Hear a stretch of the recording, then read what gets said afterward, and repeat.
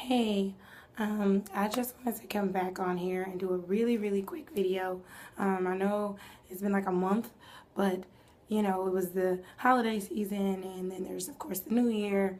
And so I did want to come back though and just talk about the three things that I did since my diagnosis that I feel like have helped me in addition to taking my medicine.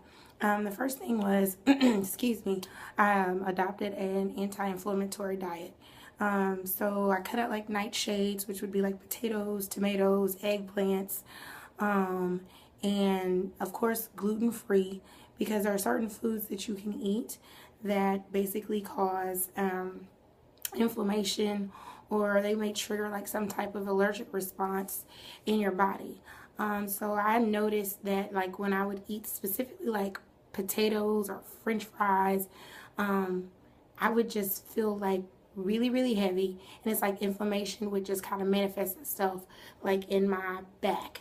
So anywhere from like all the way up from like my shoulders and my neck all the way down to maybe like my mid back area. So I kind of weaned myself off of a lot of tomatoes, which kind of caused me to have like reflux, which is kind of like an inflammatory response or some type of allergic response. And I've seen a lot of good results just by changing my diet, for, just paying attention to foods that kind of trigger some type of negative response. The second thing that I did was I increased my activity, which is almost kind of like a catch-22, if you will, because with this illness, you really struggle with physical activity. Your joints and your muscles are really tight, and you just feel like you can't even lift, a glass of water sometimes. But so I just started back walking, and I got like some 2-pound weights, and I literally like just lay on my bed and I just kind of just do like very minimal low resistance repetitions, and that's kind of helped me regain some of my muscle strength, to where I can put a jacket on without like asking my son to help me. Also I started stretching more, and that gave me the ability to kind of put my socks and stuff back on. It's still hard. It still feels like, something may pop, but it's still much better. So even though it's challenging, I would recommend that, you try to do some type of physical activity, because if not, your muscles kind of just, I don't know, it's like they waste away. I think they call it like muscle atrophy. So that's kind of like my main focus right now, is getting my physical strength back up. And then the third thing, which I think is probably the most important, which I think is the thing that even triggered this whole, scleroderma, multiple connective tissue disorder thing, was stress. Like when you have a chronic illness, you have got to figure out how to de-stress, whether it's your job, it's your family, it's, friends, hell, life. You can't afford to take on a lot of stress. Stress, has been linked to causing all types of illnesses, diseases, and even death. Some people, their hair falls out. It could cause, ulcers in your stomach. It could cause you to have like severe acne. And I just really think that when you take on a lot of like emotional stress and physical stress, it can cause a lot of damage. So what I did was I kind of just took a hiatus. I didn't tell anybody. I just said, you know what? I can't do this. Like I physically, some mornings can't get out of bed. It feels like you have like the flu times 10. And so when you're stressed out about, just maybe your friend calls you, they got a problem.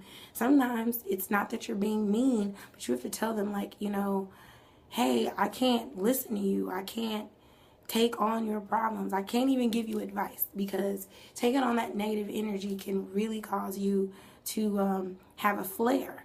And so that's like another thing that, you really want to be mindful of when you have this type of illness, is that you want to minimize your flares. So if you maybe say you're in school and you're preparing for a test, which was really my issue.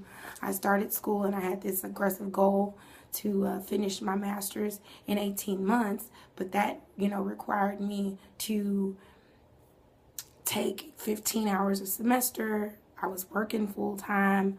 I have a 10-year-old son. So you can imagine the level of stress that I put myself under. And then on top of that, you've got life, you've got family, you've got friends, and that right there in and of itself can be a full-time job. So I think that that's what kind of triggered this whole tailspin autoimmune response that my body had. And I just want to say, now, even like I graduated in August, I walked in December, and just the minute that I turned in like my last paper, I felt like this weight, like it just lifted off my shoulders. And I saw an improvement in like the rashes on my skin. I mean, you could kind of tell I still have a lot of rashes, but this was completely scaly, completely dry.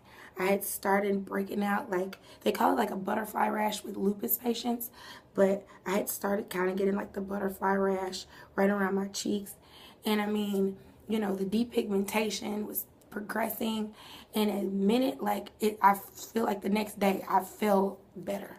So anyways, I just wanted to come on here real quick because, it'd been like about a month, and just to say that I'm still very much committed to talking about this, because I feel, especially for women of color, we really don't have a lot of platforms or a lot of resources when it comes to autoimmunity in women of color. So just wanted to say those are 3 things I did. Reduce stress, increase my physical activity, and I adopted an anti-inflammatory diet.